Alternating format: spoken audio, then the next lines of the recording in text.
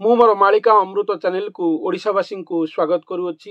श्री जगन्नाथ श्री महाप्रभु कलिजुग अंतिम समय बेलू कल्कि अवतार नेबे ए सबु संबंध में आम ओडिशा रे प्रायतः समस्ते जानती।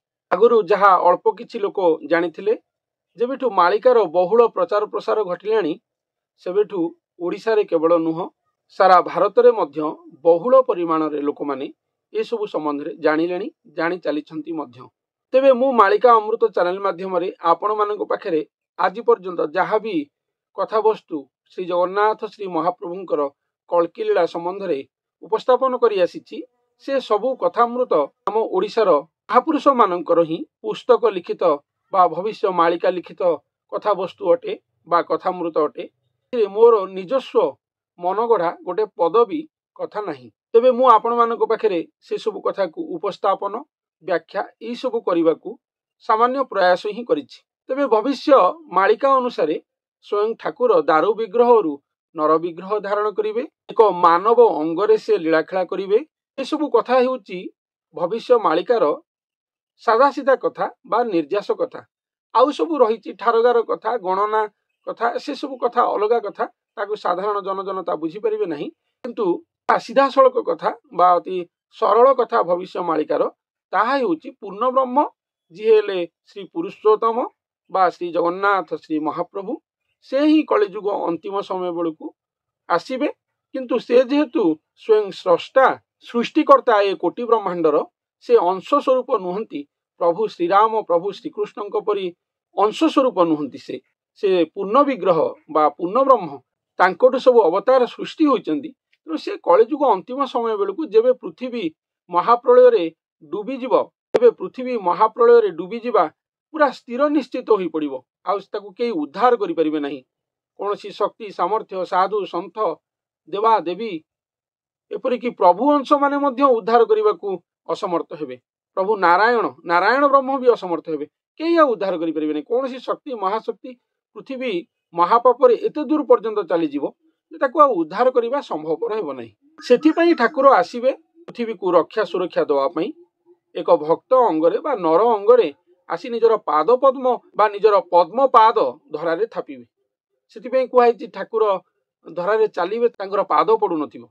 तो शून्य पुरुष तेणु भक्तर स्थूल पाद रे से चालुथिबे, किंतु तांकर शून्य पाद भक्त पाद सहित एकात्म हितिबो। तो सेतिपई संत हाडीदास लिखिछन्ति जे एटी श्री पाद पद्म गति श्रीभृत्य भगवान स्थिति। तेणु श्री भृत्य एटी किंतु भृत्यंक अर्थ रे एटी व्यवहार कराइछि, खाली भगवान नु श्री भृत्य भगवान स्थिति एटी श्री पाद पद्म गति।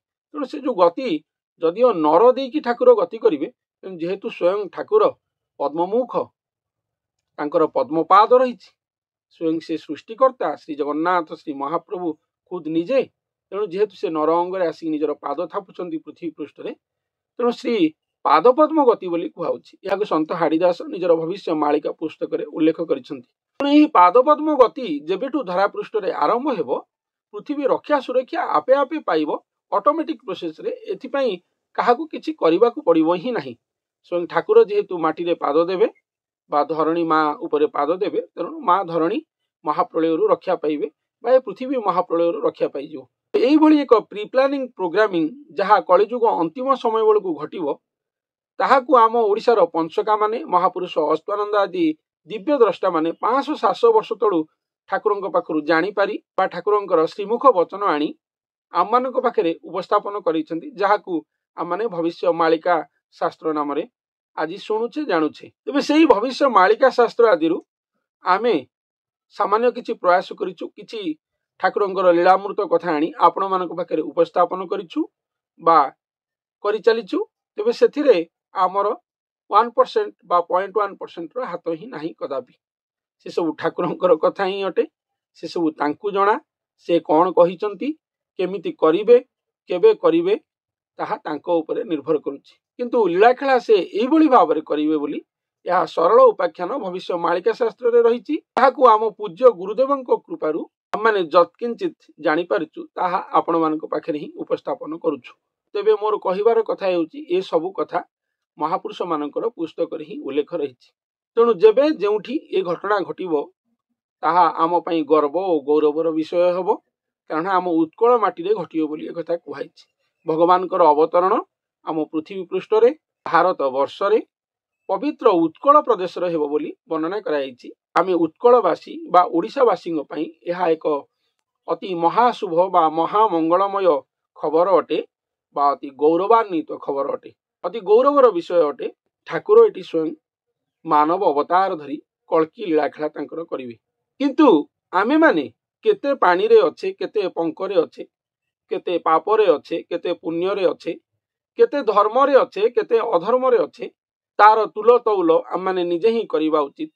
ଯେଉଁମାନେ ପରିବର୍ତ୍ତନ କରିବାକୁ ଚାହୁଁଛନ୍ତି, ଏମିତି ଦସ୍ୟୁ ରତ୍ନାକରରୁ ବାଲ୍ମୀକି ମଣିଷ ହୁଏ ଏ କିମ୍ବଦନ୍ତୀ ରହିଛି। ତେଣୁ ଯେଉଁମାନେ ନିଜକୁ ପରିବର୍ତ୍ତନ କରିବାକୁ ଚାହୁଁଛନ୍ତି ସେମାନେ ଏଇଭଳି ଭାବରେ ନିଜକୁ ସମୀକ୍ଷା କରିପାରିବେ ଓ ସମୀକ୍ଷା କରି ନିଜକୁ ପରିବର୍ତ୍ତନ କରିପାରିବେ। ମହାପ୍ରଭୁ ଶ୍ରୀ ଜଗନ୍ନାଥଙ୍କ ପାଦ ପଦ୍ମରେ ନିଜକୁ ଶରଣ କରିବେ। ଏଥିପାଇଁ କେହି ଲୋଡ଼ା ନାହିଁ। ଏଥିପାଇଁ ନିଜେ ନିଜ ପାଇଁ ପ୍ରୟାସ ହିଁ କରିବାକୁ ପଡ଼ିବ। ନିଜେ ନିଜ ପାଇଁ ପ୍ରୟାସ କଲେ ହିଁ ଆମମାନେ ଭୁଲ ରାସ୍ତାରୁ ଠିକ ରାସ୍ତାକୁ ଆସିପାରିବା ସୁନିଶ୍ଚିତ। ଠାକୁରଙ୍କର ଲୀଳାଖେଳା ତ ତାଙ୍କ ସମୟ ଅନୁସାରେ ହେବ, କିନ୍ତୁ ଆମେ ସମସ୍ତେ ଏସବୁ କଥାକୁ କେବଳ ଶୁଣିଲେ ହେବ ନାହିଁ, ତା ସହିତ ନିଜର ଜୀବନଶୈଳୀକୁ ପରିବର୍ତ୍ତନ କରିବାକୁ ହେବ। ଯେଉଁମାନେ ପରିବର୍ତ୍ତନ କରିନାହାନ୍ତି ସେମାନେ ପରିବର୍ତ୍ତନ କରନ୍ତୁ, ଭଗବତ ପଥାବଲମ୍ବୀ ହୁଅନ୍ତୁ। ଯେଉଁମାନେ ପରିବର୍ତ୍ତନ କରିଛନ୍ତି ସେମାନେ ଅତି ପରିବର୍ତ୍ତନ କରନ୍ତୁ ବା ଠିକରୁ ସଠିକକୁ ଯାଆନ୍ତୁ। ଯେଉଁମାନେ ଭୁଲରେ ଅଛନ୍ତି ସେମାନେ ଭୁଲରୁ ଠିକକି ଆସନ୍ତୁ। ଯେଉଁମାନେ ଠିକରେ ଅଛନ୍ତି ସେମାନେ ସଠିକକୁ ଯାଆନ୍ତୁ। ମୁଁ ଏ କଥା ମୋ ନିଜକୁ କହିବା ସହିତ ଆପଣମାନଙ୍କୁ ମଧ୍ୟ କହୁଅଛି। ଆମେ ସମସ୍ତେ ଠାକୁରଙ୍କ ପାଦ ପଦ୍ମରେ ପାଦ ଧୂଳି ହୋଇ ଲାଗିବା ପାଇଁ, ତାଙ୍କ ପାଦ ରେଣୁ ହେବା ପାଇଁ ଆଶା କରିବା ଉଚିତ।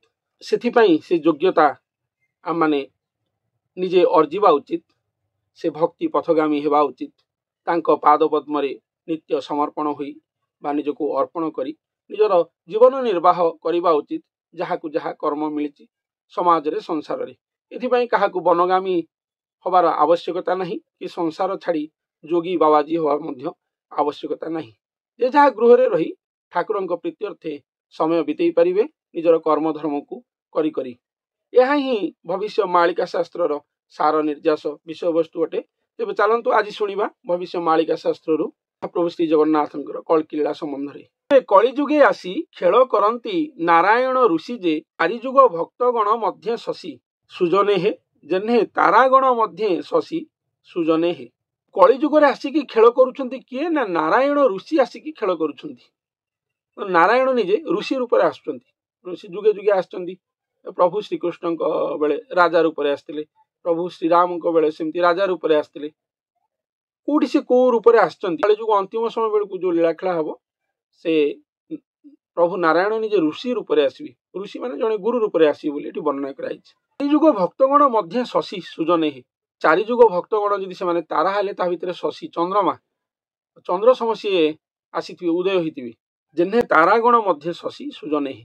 ତାରାଙ୍କ ମଧ୍ୟରେ ଯେମିତି ଶଶୀ, ସେମିତି ସବୁ ଭକ୍ତଙ୍କ ମଧ୍ୟରେ ସିଏ ଭକ୍ତ ଶ୍ରେଷ୍ଠ ବା ଭକ୍ତ ରାଜା ହେଇକି ଆସିବେ। ଭକ୍ତ ରୂପ କାହିଁକି ଧାରଣ କରିବେ? ନା ସେ ପୂର୍ଣ୍ଣ ବ୍ରହ୍ମଙ୍କୁ ଡାକିକି ଆଣିବେ, ନାରାୟଣ ମହାନାରାୟଣକୁ ଡାକିକି ଆଣିବେ। ସେ ହେଲେ ଶ୍ରୀ ଜଗନ୍ନାଥ ଶ୍ରୀ ମହାପ୍ରଭୁ ନିଜେ। କଳିଯୁଗ ଅନ୍ତିମ ସମୟ ବେଳକୁ ଏଭଳି ଏକ ମହାପ୍ରେମ ଉପାଖ୍ୟାନ ଧରାପୃଷ୍ଠରେ ସୃଷ୍ଟି ହେବ ଆଉ ଅଙ୍ଗ ମହାମିଳନ ଘଟିବ। ତେଣୁ ନାରାୟଣ ଋଷି ନିଜେ ଜନ୍ମ ହେବେ। ନାରାୟଣ ନିଜେ ଋଷି ରୂପରେ ଜନ୍ମ ହେଇକି ଆସିବେ ସେ ମହାବ୍ରହ୍ମ ମହାମାନବଙ୍କୁ ଧରାପୃଷ୍ଠକୁ ଡାକିକି ଆଣିବାକୁ। ଏଥିପାଇଁ ଏ ଘଟଣାବଳୀ ସୃଷ୍ଟି ହେବ, ଯାହାର ଉପାଖ୍ୟାନ ଭବିଷ୍ୟ ମାଳିକା ଶାସ୍ତ୍ରରେ ବର୍ଣ୍ଣନା କରାଯାଇଛି। ଦେବତା କଲେ ଦଳନ, କଳାମାନ ସବୁ କଲେ ହରଣ ଯେ, ବ୍ରହ୍ମ ଦୀକ୍ଷା ମର୍ତ୍ତ୍ୟ ପ୍ରକାଶିଣ ସୁଜନେ ହେ, ହୀନ ପ୍ରାଣୀକି କଲେ ବ୍ରାହ୍ମଣ ସୁଜନେ ହେ। ଦେବତା କଲେ ଦଳନ, କଳାମାନ ସବୁ କଲେ ହରଣ। ଯେତେ ଦେବତା ଶକ୍ତି, 33 କୋଟି ଦେବାଦେବୀ ଶକ୍ତି ଯେତେ ସବୁ ଥିବେ ଧରାପୃଷ୍ଠରୁ ସେମାନେ ସବୁ ଶୂନ୍ୟକୁ ଉଠିଯିବେ। ଯେହେତୁ ନିଜେ ନାରାୟଣ ଆସିବେ ଲୀଳାଖେଳା କରିବାକୁ, ସ୍ୱୟଂ ଜଗନ୍ନାଥ ମହାପ୍ରଭୁ ତାଙ୍କ ସହିତ ଆସିକି ଲୀଳାଖେଳା କରିବେ, ତେଣୁ ସବୁ ଦେବତା ଶକ୍ତି ମାନେ ସବୁ ମାନେ ତାଙ୍କର ଆସ୍ଥାନ ଛାଡ଼ିଦେବେ।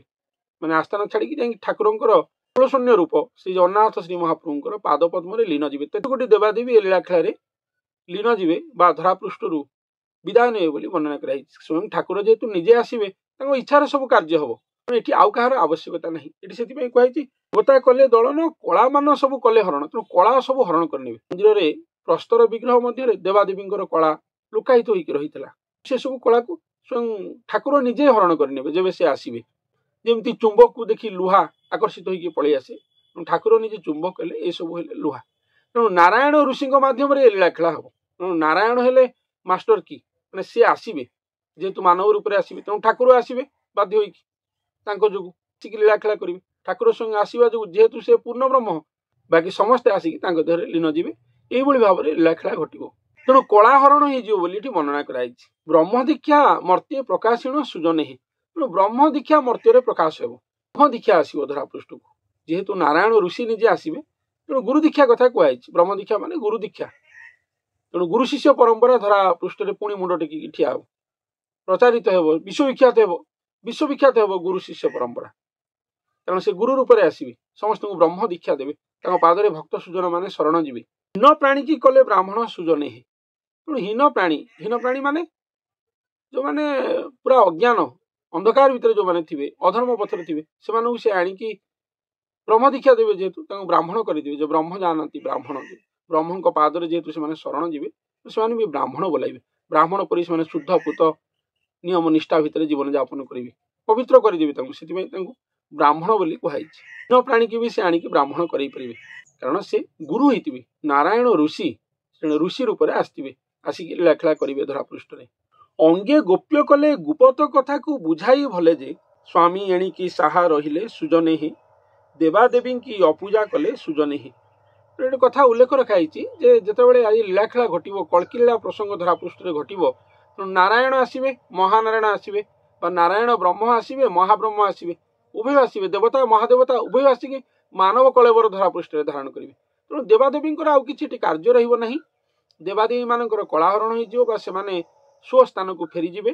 ଯୋଉ ଠାକୁରଙ୍କର ପାଦ ପଦ୍ମରୁ ଠୁଳ ବ୍ରହ୍ମରୁ ସେମାନେ ଜାତ ହେଇଥିବେ, ସେଇ ପୂର୍ଣ୍ଣ ବ୍ରହ୍ମରେ ଯାଇକି ସେମାନଙ୍କର ପୁଣି ମିଶ୍ରଣ ହେଇଯିବ, ବା ସେମାନେ ଲୀନ ଯିବେ, ମୁକ୍ତି ପାଇଯିବେ ସେମାନେ, ଯୋଉଭଳି କଥା ରହିଛି। ତେଣୁ ଦେବାଦେବୀ ଅପୂଜା ହେଇଯିବା କଥା କୁହାଯାଇଛି। ଅପୂଜା ମାନେ ଇନ୍ ଦ ସେନ୍ସ ମାନେ ସେମାନେ ଯାଇକି ଠାକୁରଙ୍କ ଦେହରେ ଲୀନ ହୋଇଯିବେ। ତେଣୁ ତାଙ୍କର ପୂଜା ପ୍ରଥା ଧରାପୃଷ୍ଠରୁ ଧୀରେ ଧୀରେ ଲିଭିଯିବ। କାରଣ ଯେହେତୁ ନର କଳେବର ବା ନର ବିଗ୍ରହ ଧାରଣ କରି ସ୍ୱୟଂ ଭଗବାନ ଧରାପୃଷ୍ଠରେ କଳ୍କି ଅବତାର ହେଇକି ଉପସ୍ଥିତ ହେବେ, ତେଣୁ ସେଠି ଆଉ କାହାର ଆବଶ୍ୟକତା ପଡିବ ନାହିଁ। ଯେମିତି ଜଣେ ରାଜା ମହାରାଜା ଯିଏ, ସିଏ ଯଦି ଉପସ୍ଥିତ ରହିଛନ୍ତି, ତେଣୁ ସେ ସର୍ବପୂଜା ସେ ହିଁ ଗ୍ରହଣ କରିବେ, ଆଉ କାହାର ଆବଶ୍ୟକତା ରହିବ ନାହିଁ। ଏଇଭଳି ଭାବରେ ଏଠି ବର୍ଣ୍ଣନା କରାଯାଇଛି। ସମସ୍ତେ ଦେବାଦେବୀ ମାନେ ଧରାପୃଷ୍ଠରେ ଥାଇ ସେମାନେ ରକ୍ଷା ସୁରକ୍ଷା ଦଉଥିଲେ ଆମକୁ। ତେଣୁ ସ୍ୱାମୀ ଏଣିକି ସାହା ରହିଲେ ବୋଲି ଏଠି ବର୍ଣ୍ଣନା କରାଯାଇଛି। ନିଜ ଅଙ୍ଗେ ଗୋପ୍ୟ କଲେ ଗୁପତ କଥାକୁ ବୁଝାଇ ଭଲ ଯେ। ତେଣୁ ସେ ନିଜ ଅଙ୍ଗରେ ଏ କଥାକୁ ଗୋପ୍ୟ କଲେ, ଠାକୁର ଆସିକି ତାଙ୍କ ଅଙ୍ଗରେ ପହଞ୍ଚିବେ, 33 କୋଟି ଦେବାଦେବୀ ବି ଆସିକି ତାଙ୍କ ଅଙ୍ଗରେ ପହଞ୍ଚିବେ। ଏଇଟା ହଉଛି ଗୁପତ କଥା, ଏଇଟାକୁ ସେ ବୁଝେଇକି କହିବେ। 33 କୋଟି ଦେବାଦେବୀ ଠାକୁରଙ୍କ ଅଙ୍ଗରେ ଲୀନ ଯିବେ, ଠାକୁର ତାଙ୍କ ଅଙ୍ଗରେ ଲୀନ ଯିବେ, ସେ ନାରାୟଣ ଋଷିଙ୍କ ଅଙ୍ଗରେ ଲୀନ ଯିବେ। ତାକୁ ଆପଣମାନେ ବୁଝନ୍ତୁ, ଏହା ଅତି ଅମୃତ ବିଷୟବସ୍ତୁ ଅଟେ। ସତରେ ବାସ୍ତବରେ ଆମ ଜୀବନରେ ଯଦି ତାଙ୍କୁ ଆମେ ପ୍ରତ୍ୟକ୍ଷରେ ସ୍ୱଚକ୍ଷୁରେ ଦର୍ଶନ କରିପାରିବା, ତାହେଲେ ଏହା ଆମ ପାଇଁ ଅତି ସୌଭାଗ୍ୟର ବିଷୟ ହେବ। ତାର ଅପେକ୍ଷାରେ ମଧ୍ୟ ମୁଁ ଅଛି। ଆପଣମାନେ ତ ସମସ୍ତେ ଯେଉଁମାନେ ମୋଠୁ ଶୁଣୁଥିବେ ଏଭଳି ଏକ କଥାକୁ, ଆପଣମାନେ ମଧ୍ୟ ଯୋଉଠି ଅପେକ୍ଷାରେ ଥିବେ, ଆମ ସମସ୍ତଙ୍କର ଏଭଳି ସୌଭାଗ୍ୟ ଜନ୍ମର ଯଦି ମହାଭାଗ୍ୟ ଥିବ, ତେବେ ନର ଅଙ୍ଗରେ ଶ୍ରୀ ଜଗନ୍ନାଥଙ୍କର ଏ ମହାଲୀଳା, ଯାହା ମୋ ଗୁରୁଦେବଙ୍କ ଶ୍ରୀମୁଖରୁ ମୁଁ ଶୁଣିଛି ଓ ଆପଣମାନଙ୍କ ପାଖରେ ଭବିଷ୍ୟ ମାଳିକାରୁ ପୁସ୍ତକ ପ୍ରମାଣ ସହିତ ଉପସ୍ଥାପନ କରୁଅଛି, ଆମ ଭାଗ୍ୟରେ ଯଦି ଏଭଳି ଏକ ମହାଦିବ୍ୟ ଯୋଗ ଘଟେ, ସତରେ ଆମମାନେ ଶତଧନ୍ୟ ବା କୋଟି ଧନ୍ୟ ହୋଇଯିବା। ତେବେ ସେଇ ଠାକୁରଙ୍କ ପାଦ ପଦ୍ମରେ ନିବେଦନ ପୂର୍ବକ ଆମମାନେ ଅପେକ୍ଷା ହିଁ କରିଛେ, କେବେ ସେ ବାହାରିବେ ନର ଅଙ୍ଗରୁ, ଦର୍ଶନ ଦେବେ। ଏ ଶଶାଗରା ଧରା, ଏ କୋଟି ବ୍ରହ୍ମାଣ୍ଡ ସମସ୍ତେ ହିଁ ଅପେକ୍ଷା କରିଛନ୍ତି ସେଇ ମହାଦିବ୍ୟ ମୁହୂର୍ତ୍ତକୁ। ମୁଁ ଆଗରୁ ମୋର ଏକ ଭିଡ଼ିଓରେ ବା ଏପିସୋଡରେ ଆପଣମାନଙ୍କୁ ଉପସ୍ଥାପନ କରିଛି ଯେ କେତେ ଲୋକ ଠାକୁରଙ୍କୁ ଦର୍ଶନ କରିବେ। ଯେମିତି ଗୋଟେ ରାଜାର ବିବାହ ହେଉଛି, ଯଦି ଗୋଟେ ରାଜା ଘରେ ଗୋଟେ ବଡ଼ ଫଙ୍କସନ୍ ହେଉଛି କହିଲେ ସିଏ ଆମନ୍ତ୍ରଣ କରୁଛି ଅଧିକା ଲୋକଙ୍କୁ। ଯେତେ ବଡ଼ ଲୋକ ସେତେ ଆମନ୍ତ୍ରଣ ଅଧିକା ରହୁଛି, ବିଭିନ୍ନ ଦେଶ ବିଦେଶରୁ ସେ ଆମନ୍ତ୍ରଣ କରିପାରୁଛି। ସେମିତି ଏ ତ ଶ୍ରୀ ଜଗନ୍ନାଥ ଶ୍ରୀ ମହାପ୍ରଭୁ, ଏ କୋଟି ବ୍ରହ୍ମାଣ୍ଡର ମାଲିକ, ସେ ନରଙ୍ଗକୁ କେବେ ଆସିନଥିଲେ, ଏଠି କେବେ ସେ କେବେ ଏଠି ପ୍ରକାଶିତ ବି ହୋଇନାହାନ୍ତି। ଏ କଥା କୌଣସି କିମ୍ବଦନ୍ତୀରେ ନାହିଁ, କୌଣସି ଶାସ୍ତ୍ର ପୁରାଣ ଆମେ ଯେତେ ଖୋଜିବା କୋଉଠି ଏ କଥାକୁ ପାଇବା ନାହିଁ ଯେ ସ୍ୱୟଂ ଠାକୁର ଆସିକି ପୂର୍ଣ୍ଣବ୍ରହ୍ମ ଆସିକି ନର ଅଙ୍ଗରେ ପ୍ରକଟିତ ହେବା। ତେଣୁ ସେ ଯୋଉଠି କୋଟି ବ୍ରହ୍ମାଣ୍ଡର ମାଲିକ, ସେ ଯେବେ ଆସିକି ଏଠି ମାନବ ଅଙ୍ଗରେ ଉଭା ପ୍ରକଟ ହୋଇଯିବେ, ତେବେ ସେ କେତେ ଲୋକଙ୍କୁ ଡାକିବେ ତାଙ୍କୁ ଦର୍ଶନ କରିବାକୁ। ଆମେ ଏଇ ଅଧମ ମଣିଷ ସମାଜ ଯିଏ ପୃଥିବୀ ପୃଷ୍ଠରେ ଅଛେ, ନା ଆଉ କୁଆଡ଼ୁ କୁଆଡ଼ୁ ଲୋକ ସବୁ ଆସିବେ ତାଙ୍କର ଦର୍ଶନ କରିବାକୁ। तेणु मु मोर से अध्याय आपण मान पाखे उपस्थापन करी जे चतुर्दश पुरर लोक मैंने आसवे दर्शन करने को सतरे यह एक महा आश्चर्य कथा।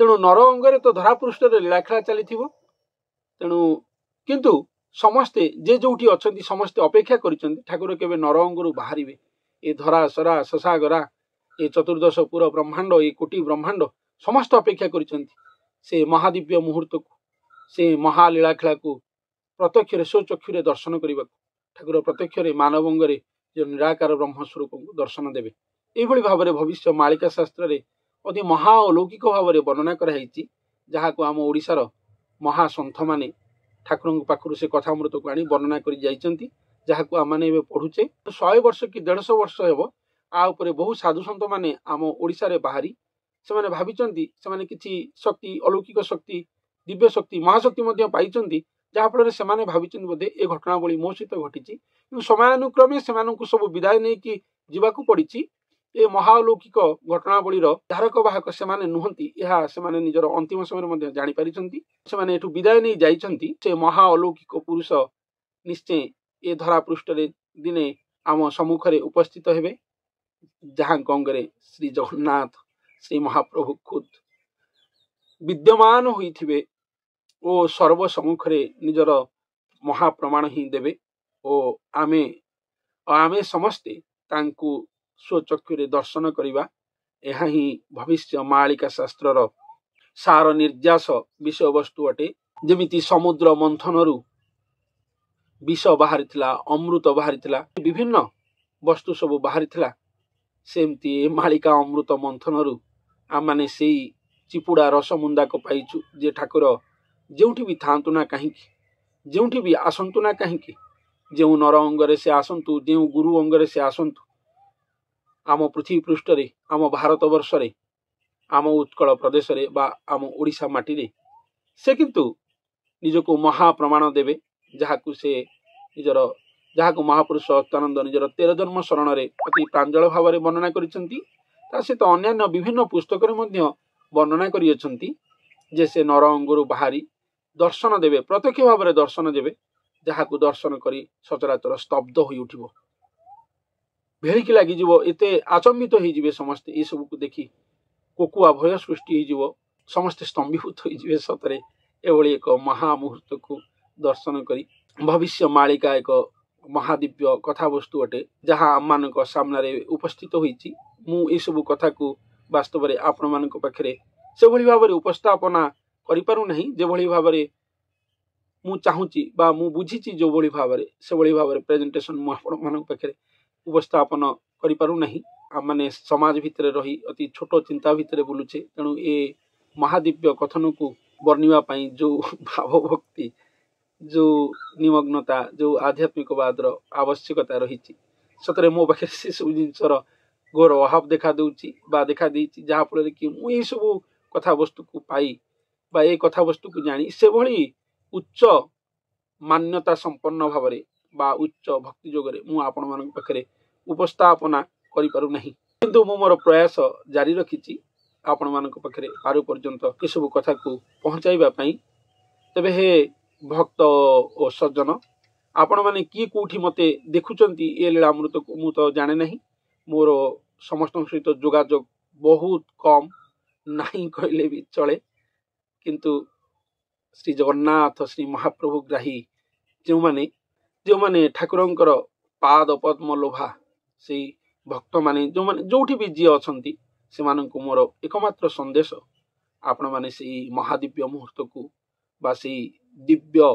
दिन को महाशुभ दिन को अपेक्षा करंतु ठाकुर जोठी भी थिबे तांकर दर्शन लीला को निश्चय रचिबे यह भविष्य मालिकार अकाट्य वचन अटे यह पाषाणर गार अटे आम जीवन में घटी पारे हुए तो आमे जीवा पर घटी पारे किंतु आहार किंवदंती किंतु भविष्य मालिकार किंवदंती ही यह कहूँ तेणु से सबू दिन बारी विषय मो पाखे से ज्ञात सार नहीं आपण मैंने अन्य चैनल जाई जानी पारंती कि कोटी कौन कहते से विषय भी मोर कौन अभिज्ञता नहीं मु कहि परिबी नहीं मध्य किंतु हाँ एति कहि परिबी ठाकुर गुरुंकर लीलामृत सदा वंदनीय अटे और से सब कथामृत को शुणी से जो आह्लाद बा से मालिका अमृत मुंदे आपण मान पाखे पान कर सुनिश्चित प्रयास ही करी तेबे ए सबू कथा को मु उपस्थापन करू करू कथा अमृत छल कथा कुआड़ कुआड़ ही पलाऊँगी कारण यह आध्यात्मिक महासामुद्रिक कथावस्तु अटे। यह कौन पुस्तकगत नुह कि कहार व्यक्तिगत नुह कौन गोटे पुस्तक ए लीलामृत बंधा नुह बा सीमित नुह तेणु ये असीम लीलाखेला को वर्णना करने धृष्टामी अटे। से मु महादिव्य पुरुष बा महापूज्य गुरुदेव और स्वयं भगवान श्री जगन्नाथ श्री महाप्रभुंकर पाद पद्म कोटि क्षमा प्रार्थना करी मध्य ए कथा को आपण मानक पाखरे उपस्थापन करूअछि। तेणु एभली भाव नारायण ऋषि कलिजुग अंतिम समय बेलू नर रूपरे आसी एक साधारण गुरु रूपरे रही महा अलौकिक व्यक्तित्व संपन्न हुई मध्य साधारण भावरे रही स्वयं ठाकुर को श्री अंगरे पाई ए महादिव्य जोग जहा चारि जुग होला घटी नथिला धरा पृष्ठरे ताकू स्वयं आनी एठारे घटाई समस्त देवादेवी मानकर कला शक्ति को स्वयं ठाकुर पाखरे पहुंचाई पुणी ठाकुर को मानव अवतार करी दधीची ऋषि सम निजर देह को ठाकुर को दान करी निराकार ठाकुर को निज अंगरे साकार कराई साकार अवतार बा कल्की महाकल्की अवतार कराई मानव अवतार कराई से महास्वामी से श्री जगन्नाथ स्वामी पाद पद्म जगत को रक्षा करंतु बोली से श्री जगन्नाथ स्वामी पाद पद्म स्वयं निजे रही और जगत को रहिबा को कही से ठाकुर ही साहा हेबे बोली एठारे वर्णना करिसंती। स्वामी एणिकी साहा रहिले बोली एठी वर्णना करा जायछि। तेणु जगन्नाथ स्वामी ही साहा हेबे बोली एठी कहा जायछि। तेणु से महापुरुष बा से नारायण ऋषि ठाकुर को आनी धरा पृष्ठरे एई भली लीला रचिबे। किंतु ठाकुर तो सबुबले महान अटंती से भक्त को बड़ करिसंती जुगे जुगे और निजको तांकर अधीनस्थ करी रखिचंती। तेणु कल्की लीलारे मध्य सेई भली घटिबो। प्रभु नारायण ऋषि जेहेतु भक्त भावरे आसीथिबे तेणु भक्त श्रेष्ठ नारायण बा सेई गुरु महोदय को ठाकुर ही बड़ करिवे तांकु ही जगत सामनारे एकमात्र विभू पदवाच्य करी ठिया करिवे और सारा जगतवासी को सेई गुरु नारायण पाद पद्म शरण जीवाकू कहिवे। गुरु पाद ही मुक्ति गुरु पाद ही मोक्ष गुरु पाद ही भव सागर तारणर एकमात्र पथ यहाँ ही शिक्षा दीक्षा देवे जगतवासी को यहाँ ही भविष्य मालिका शास्त्र रे उल्लेख रही। तेणु देवादेवी पूजा धरा पृष्ठरे अपूजा हो एकमात्र से गुरु ही महापूज्य हेबे धरा पृष्ठरे एभली भावरे वर्णना करा जायछि। तेणु चारि जुगर रचना काष्ठ पाषाण पितल प्रतिमा जे सबू काटिले गुरु महिमा सुजने हे जेते भक्त दोष कले क्षमा सुजने हे। जेहेतु नारायण ऋषि निजे गुरु रूपरे आसिबे स्वयं महाब्रह्म बा सृष्टिकर्ता श्री जगन्नाथ श्री महाप्रभु को लेकिन आसिबे नर अंगरे ठाकुर को आनिकी अवतार करेबे। तेणु ठाकुरंकर ससम्मानार्थे धरा पृष्ठरु सबु देवादेवी मानकर कलाहरण आपे आपे ही हेजिबो बा घटिबो।